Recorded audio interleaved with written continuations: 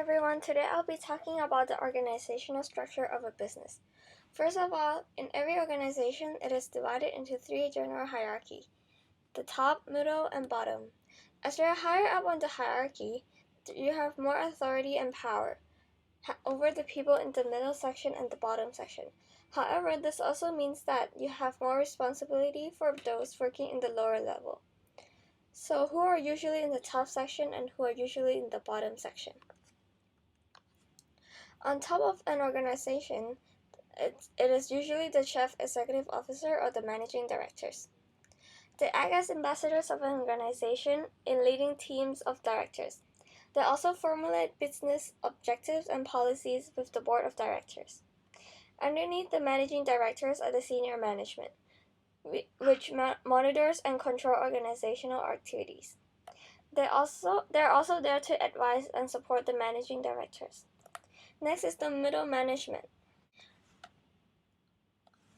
They are responsible for a team of people and a certain task. So relating back to the diagram earlier, the middle management have less responsibility and less authority in the organization. Lastly, there are the workers at the bottom of the pyramid. And this shows how a typical organization chart looks like. An organization chart shows the four main features of a business: the functional departments, chain of command, span of control, and the channels of communication. So as you can see here, there are different departments here, such as production, marketing, finance, and administration and development. There are also the chain of commands from the managing directors and to each department managers, which they also have control over the people working under their department. And the span of control refers to the number of staff that is directly accountable for. For example, the managing director have a span of control of one person, which is the directors, whereas the directors have a span of control of 5 people, which is the department managers. These two diagrams here represent a wide span of control and a narrow span of control. In a wide span of control, which is the top one here, the managers have many people under his or her control. Whereas in a narrow span of control, there are fewer subordinates who are accountable for each manager.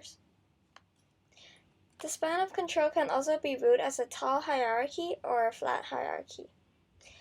In a wide span of control, there are fewer layers of hierarchy, resulting in a flat hierarchy structure. Meanwhile, in a narrow span of control, it increases the level of hierarchy. In a flat structure, it would promote delegations and increases opportunities for subordinates to take extra responsibility. Meanwhile, in the tall hierarchy, there are a lot more smaller teams, which is easier to control and manage. Next is a centralized structure where majority of decision making is performed by a very small number of people. These decision makers are usually senior management team, who simply holds on to decision making authority and responsibility. Some advantages of centralized structure is that decision can be made quickly, as there is no need to consult employees or go through a process of communication. A centralized structure can also allow managers to have better control of what's happening in the organization. Some disadvantage is that it increases stress and pressure for senior management, as they cannot efficiently delegate tasks to middle managers. Finally, the metric structure. A metric structure refers to a flexible organization of employees where different departments come together and temporarily work on a particular project. This allowed experts from different parts of the business to be brought together and work closely as a team.